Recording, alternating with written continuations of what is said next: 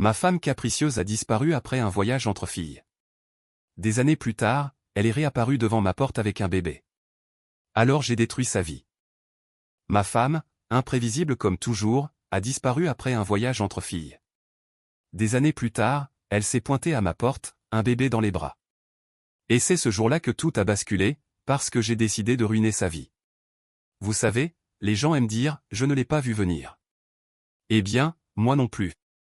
Ma femme et moi, on avait passé 4 ans ensemble, mariés tout ce temps, et franchement, je croyais qu'on était solides.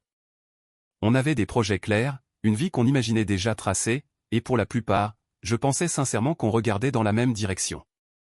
Le truc, c'est qu'on voulait tous les deux des enfants, du moins, c'est ce que je pensais. Juste après notre mariage, on avait commencé à en parler sérieusement. Elle me disait souvent qu'elle rêvait d'avoir 2 ou 3 enfants. Elle passait des heures à choisir des prénoms, à imaginer la déco de la chambre de bébé, à chercher des vêtements mignons et des gadgets de puériculture en ligne. Elle vivait déjà dans ce futur qu'on voulait bâtir ensemble. C'était notre petit rituel, notre sujet préféré. On était enthousiastes, prêts à se lancer dans cette nouvelle aventure, et tout semblait parfait, jusqu'à ce que la réalité nous frappe en plein visage. Après plusieurs mois d'essais sans résultat, on a fini par consulter un médecin. Et pour faire simple, le problème venait de moi. Mon taux était tellement bas que le médecin nous a dit que concevoir naturellement relevait quasiment du miracle. J'ai encaissé la nouvelle comme un coup de poing. Je me suis senti vidé, inutile, comme si toute notre vie venait de s'effondrer en une seule phrase. J'étais brisé. La thérapie m'a aidé un peu plus tard, mais au début, j'étais complètement à la dérive. Elle, au départ, semblait compréhensive. Elle me répétait que ça n'avait pas d'importance, que notre amour suffisait, qu'elle serait heureuse même sans enfant. Mais il y avait quelque chose de faux dans sa voix, comme si elle avait accepté tout ça un peu trop vite. Un jour, elle parlait encore de prénoms et de berceaux, et le lendemain, elle affirmait que les enfants n'étaient plus une priorité. Bien sûr, je comprends qu'on puisse changer d'avis, mais chez elle, ce revirement avait quelque chose d'étrange. Du jour au lendemain, son obsession pour la maternité avait disparu, remplacée par un silence total sur le sujet. Et ce n'était pas tout, elle avait aussi commencé à me traiter différemment. Elle me lançait des petites remarques blessantes, des critiques qu'elle n'aurait jamais faites avant. Des trucs du genre, tu devrais faire un peu plus attention à toi, ou, tu pourrais être plus productif à la maison. Bon, j'avais pris quelques kilos, c'est vrai, mais ce n'était pas ça le problème. C'était la manière, la froideur dans sa voix, comme si elle cherchait à me trouver des défauts. Quand j'ai essayé d'en parler, elle a tout balayé. Elle m'a dit que j'étais trop sensible, que j'imaginais des choses. Mais au fond de moi, je savais que quelque chose clochait. La femme que j'avais épousée, celle avec qui je pouvais passer des nuits entières à parler de nos rêves, avait disparu. Ce n'était pas qu'elle soit cruelle, non, juste distante. Comme si elle avait déjà tiré un trait sur notre couple, mais faisait encore semblant d'y croire.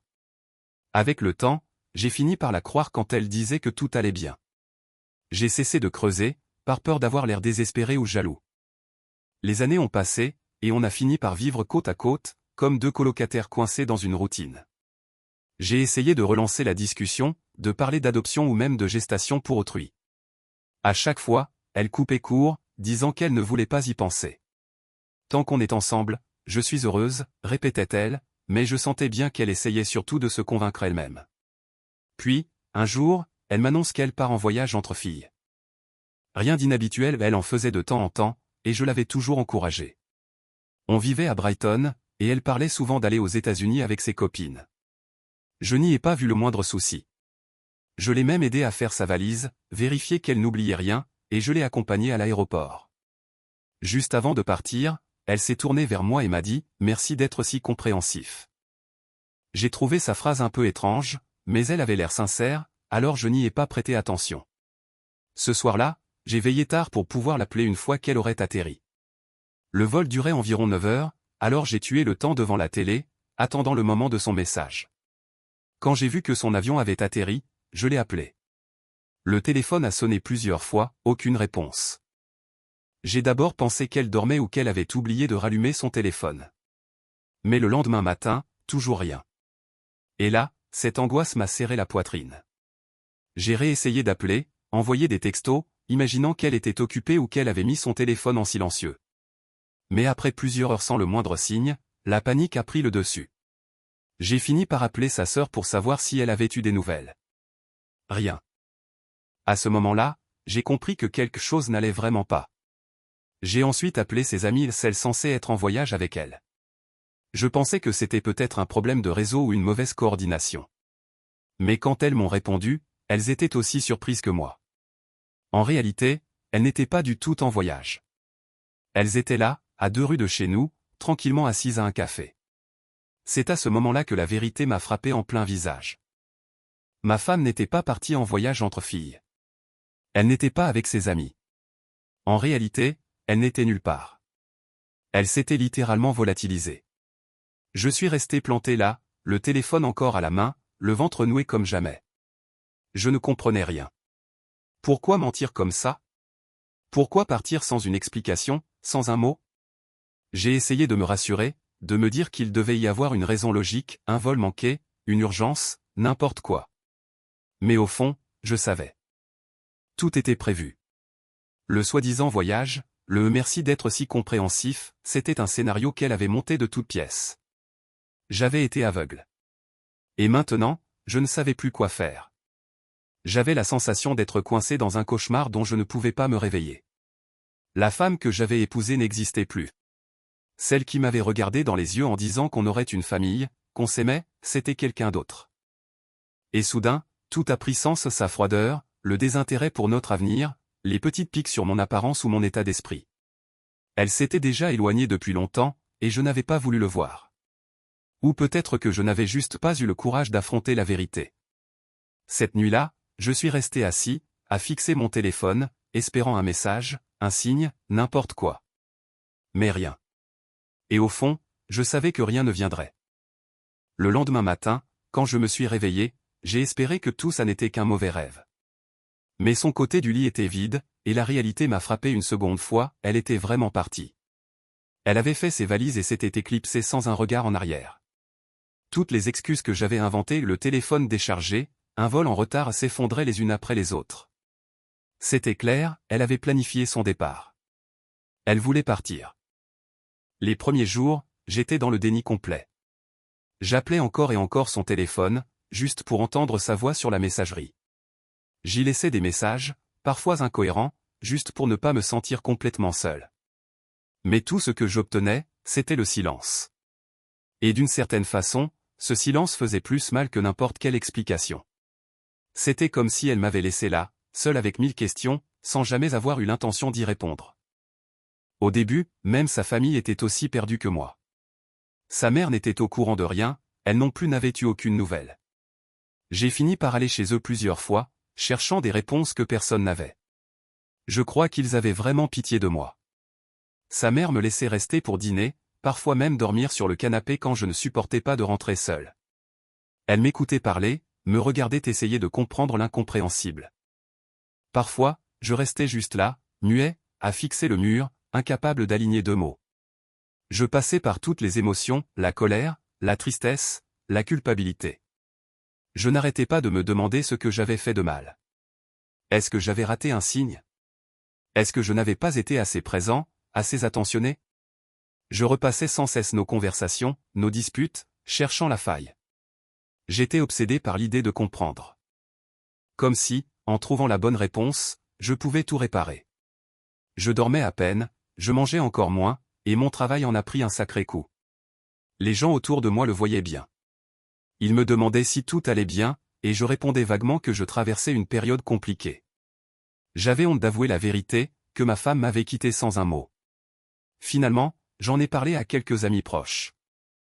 Ils ont essayé de me changer les idées, de m'emmener boire un verre ou sortir un peu, mais même avec eux, j'étais ailleurs. Mon corps était là, mais ma tête restait bloquée sur elle, où elle était, ce qu'elle faisait, et surtout pourquoi je n'avais pas été assez pour qu'elle reste. Le pire, c'étaient les questions innocentes des gens qui n'étaient pas au courant. Les voisins, les collègues, les connaissances qui me demandaient avec un sourire « Alors, comment va ta femme ?» Ou « La vie de couple, toujours au top ?» À chaque fois, c'était comme rouvrir une plaie encore fraîche. Je répondais par un mensonge, un sourire forcé, en disant que tout allait bien. Mais ce mensonge me pesait un peu plus à chaque fois. La seule chose qui a fini par m'aider, c'est la thérapie. Je n'y avais jamais cru avant, mais après quelques mois à peine tenir debout, j'ai compris que je ne pouvais pas affronter ça seul. Alors j'ai pris rendez-vous avec un thérapeute. Parler à quelqu'un de neutre, quelqu'un qui ne la connaissait pas, qui ne me jugeait pas, ça m'a fait un bien fou. J'ai tout déversé, la colère, la honte, la trahison, le vide.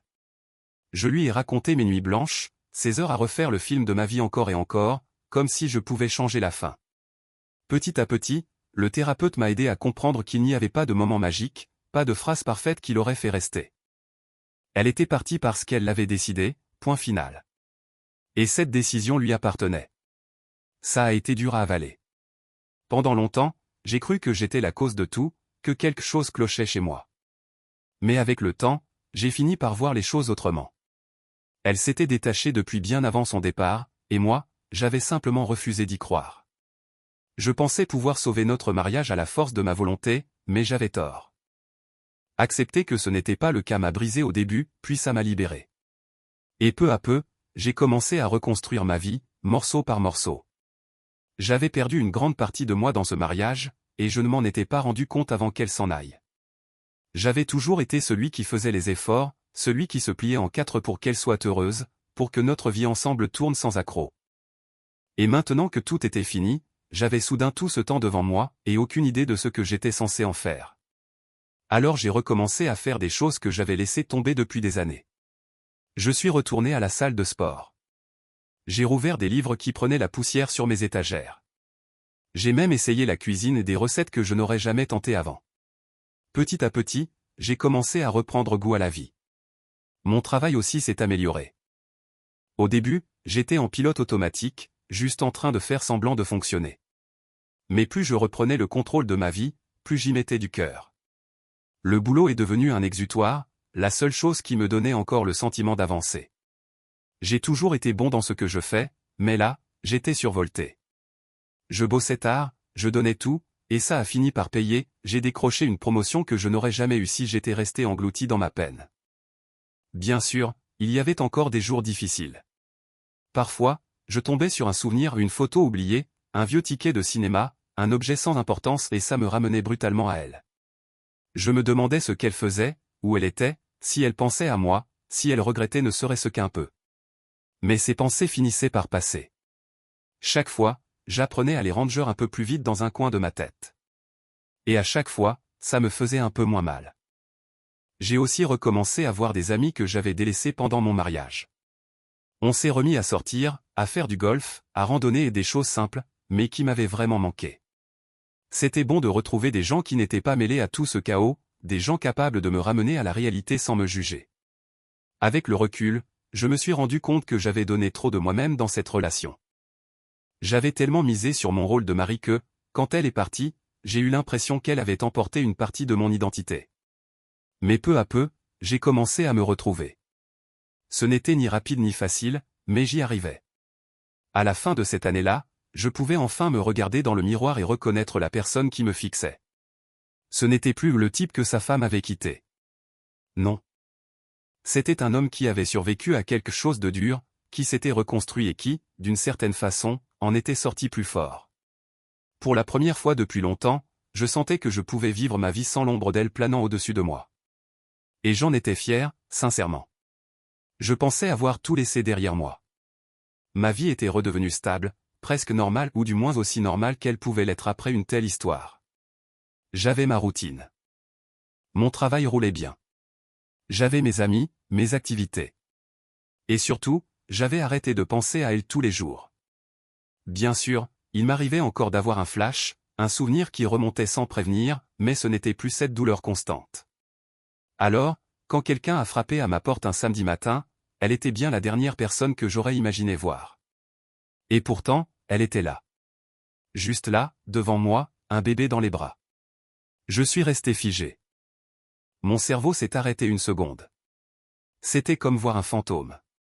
Elle n'avait presque pas changé, juste un peu plus fatiguée, mais c'était bien elle. Elle m'a lancé ce regard plein d'espoir, comme si elle croyait vraiment que j'allais être content de la revoir. Et je ne vais pas mentir, ça m'a frappé fort. J'étais convaincu d'avoir tourné la page, mais la voir là a tout ravivé d'un coup. Je n'ai rien dit. Je me suis contenté de la fixer. Elle m'a souri, comme si de rien n'était. Et puis, sans la moindre gêne, elle a demandé. Je peux entrer? Le culot.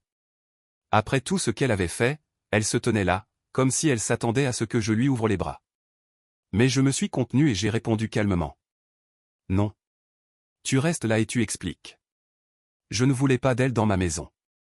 Cet endroit, je l'avais reconstruit seul, pierre par pierre, sans elle. C'était mon refuge, et je refusais qu'elle y ramène son chaos.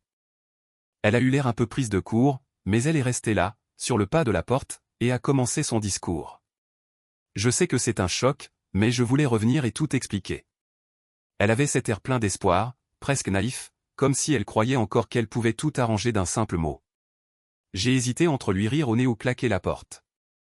Mais ma curiosité a pris le dessus.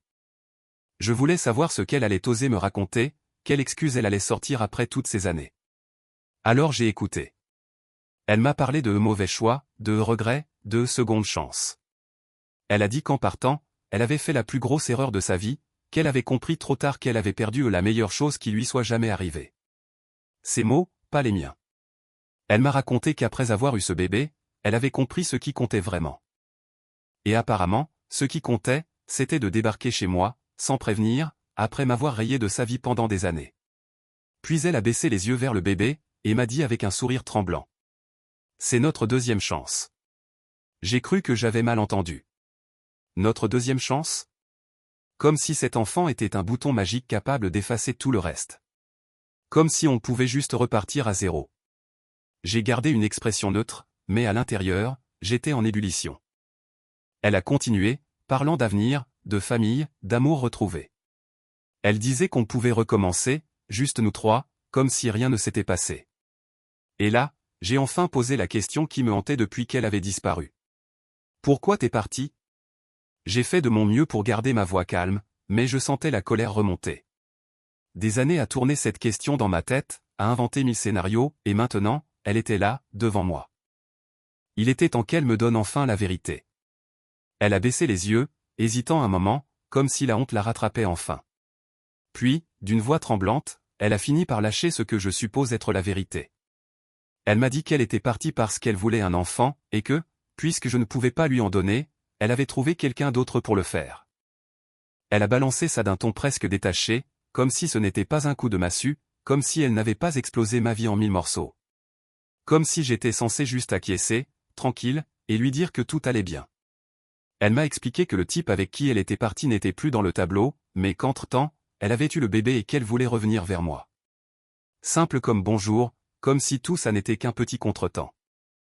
J'ai pris quelques secondes pour encaisser.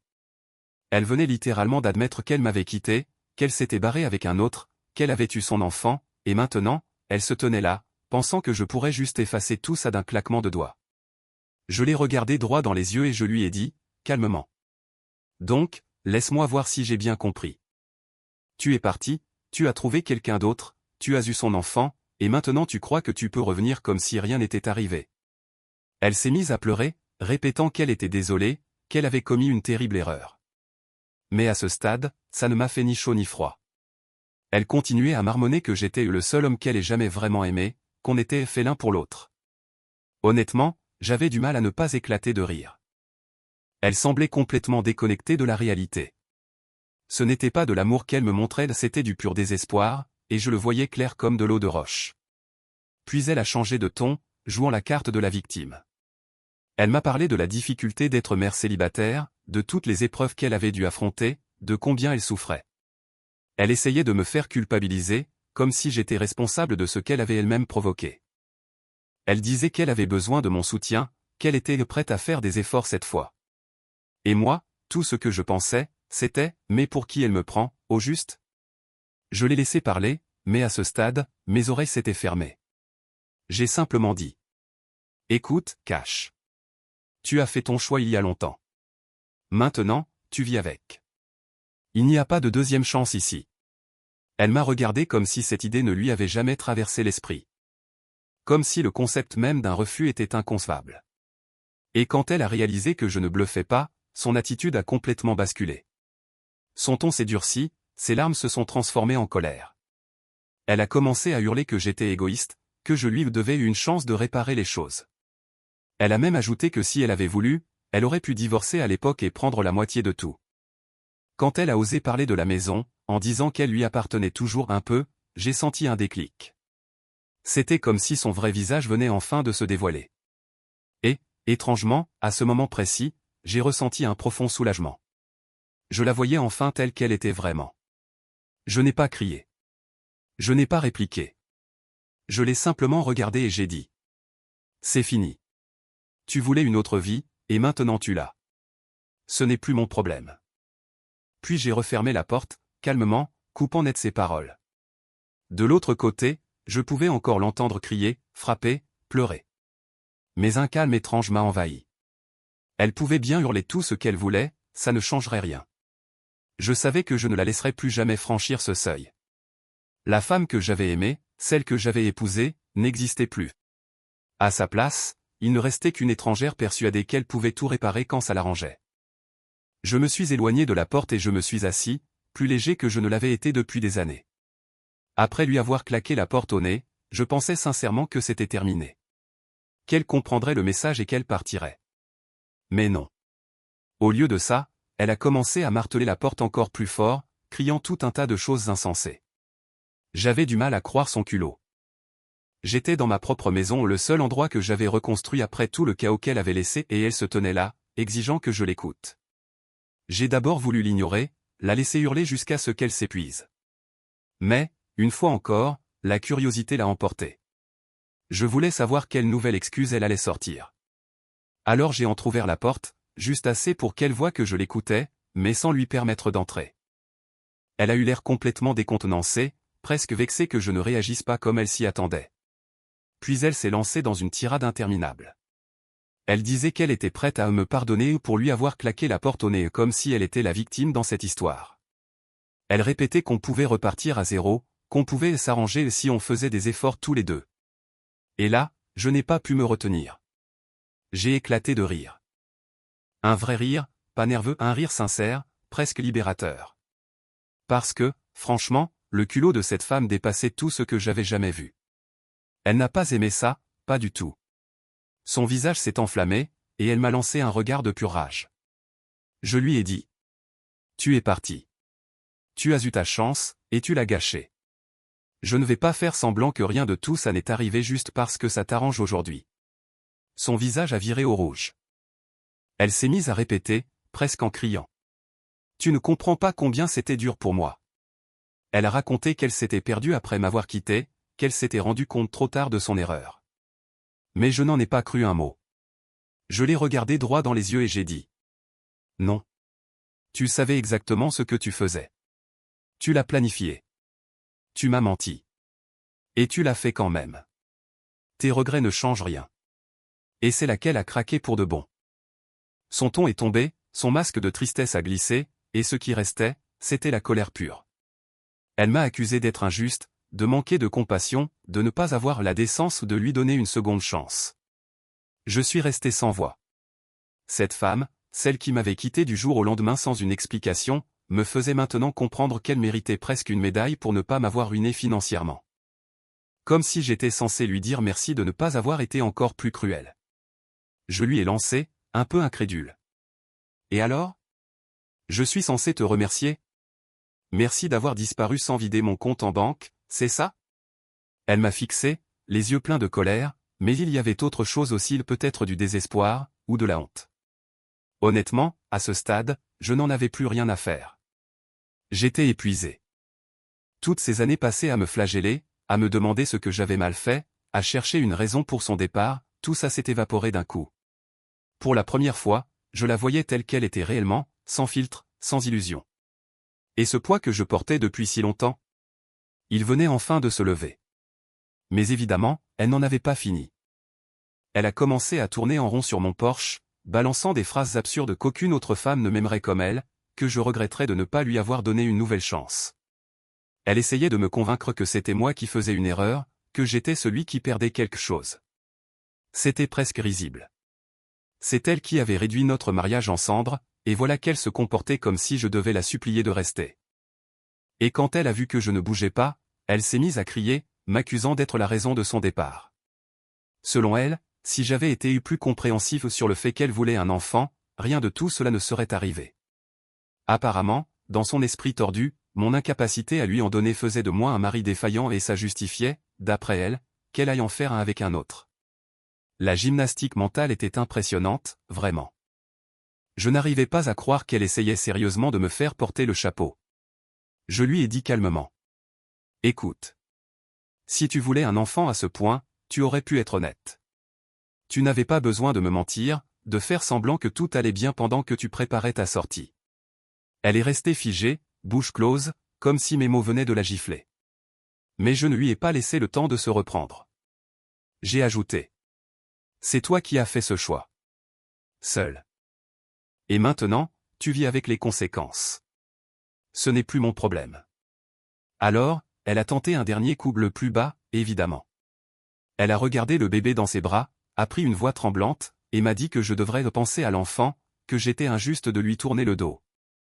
Elle essayait de se servir du gamin comme d'un bouclier émotionnel, comme si c'était moi, le monstre dans cette histoire. Mais je n'ai pas cédé.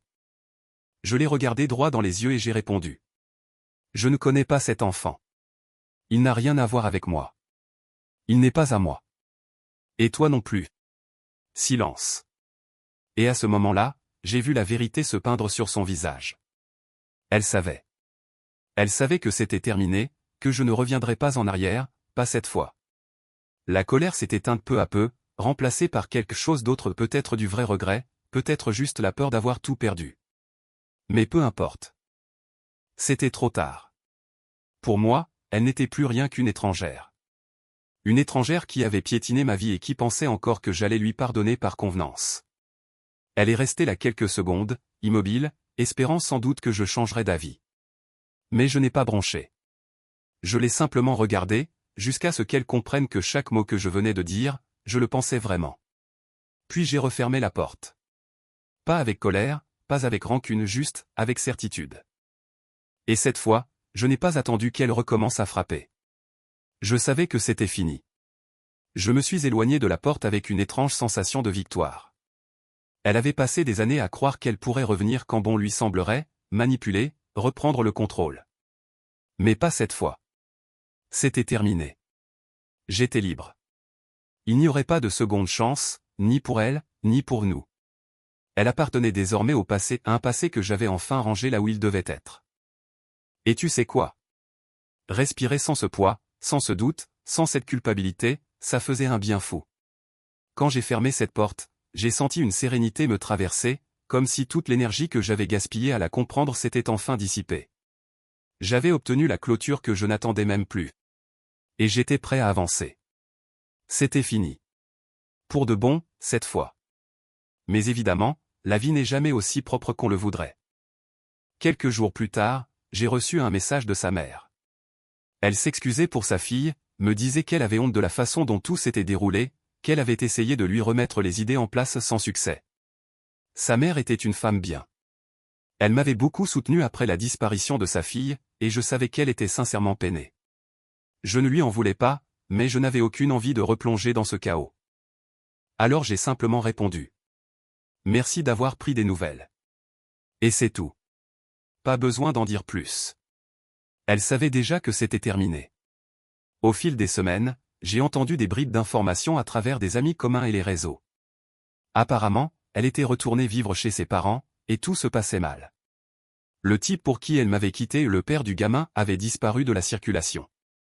Volatilisé. Je suppose qu'il n'avait jamais signé pour le long terme. Et maintenant, elle devait affronter les conséquences toute seule. Elle avait brûlé tous les ponts derrière elle. Et franchement, il ne restait plus grand monde prêt à lui tendre la main. Ses anciens amis, ceux qui avaient pris mon parti quand elle avait disparu la première fois, ne ressentaient plus la moindre compassion pour elle. Ils avaient tous avancé, tourné la page, et aucun d'eux ne voulait replonger dans le tourbillon de ces drames. Difficile de leur en vouloir, franchement.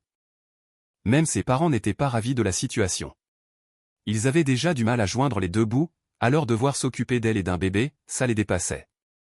Je l'ai appris quand son père m'a appelé, peu après le message que j'avais reçu de sa mère. J'ai hésité avant de décrocher. Une part de moi voulait simplement ignorer l'appel, mais la curiosité a pris le dessus. Il a été courtois, presque embarrassé, mais il est vite allé droit au but.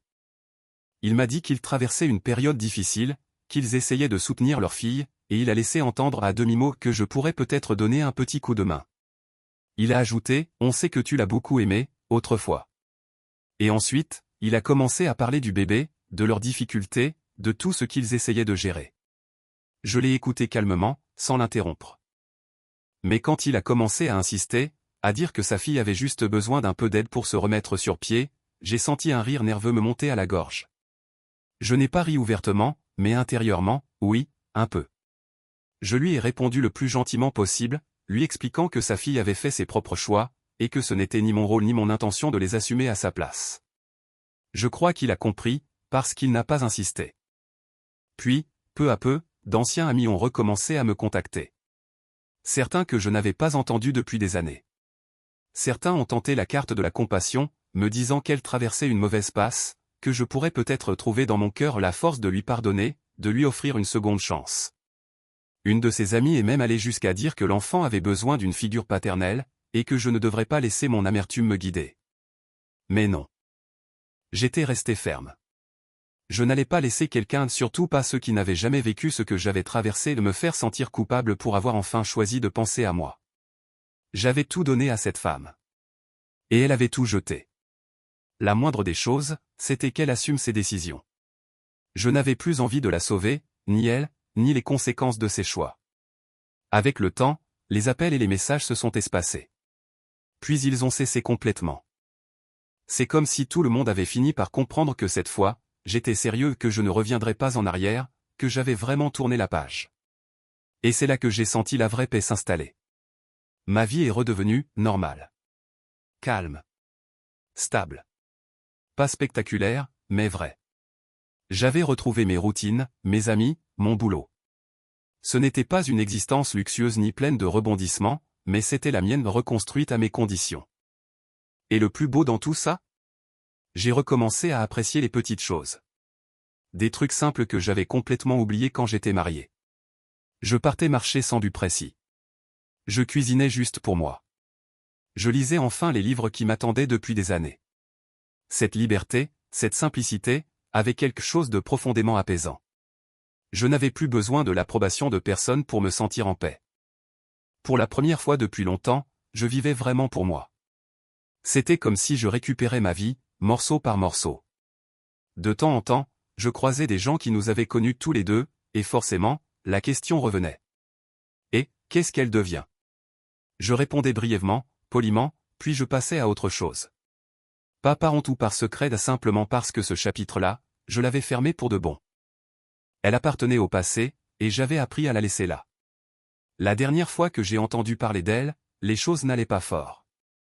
Elle avait du mal à garder un boulot, passer d'un canapé à un autre, entre la maison de ses parents et celle de quelques amis, jusqu'à ce qu'elle ne soit plus la bienvenue nulle part. Parfois, des gens que je ne voyais presque plus me contactaient pour me dire qu'elle demandait de l'aide à tout le monde, espérant peut-être que je finirais par céder, par revenir, par jouer le rôle du père pour son enfant. Mais non. Ce n'était pas une option. J'avais passé trop de temps, trop d'énergie, à reconstruire ma vie pour risquer de tout démolir à nouveau. Je n'allais pas redevenir son filet de sécurité. Je n'allais pas ramasser les morceaux simplement parce que la vie ne s'était pas déroulée comme elle l'avait imaginé. Ce chapitre était clos. Définitivement. Et au fond de moi, je savais que j'avais enfin trouvé la paix que je cherchais depuis le début. Elle avait fait ses choix, et maintenant, elle en vivait les conséquences. Quant à moi, je me sentais libre, vraiment libre, d'une façon que je n'avais pas ressentie depuis le jour où elle était partie. Son ombre ne planait plus au-dessus de ma vie. J'avais tourné la page, et pour la première fois, j'étais satisfait. Pas dans un grand éclat de bonheur ou de triomphe. Juste, tranquille. Apaisé. Et tu sais quoi? C'était suffisant.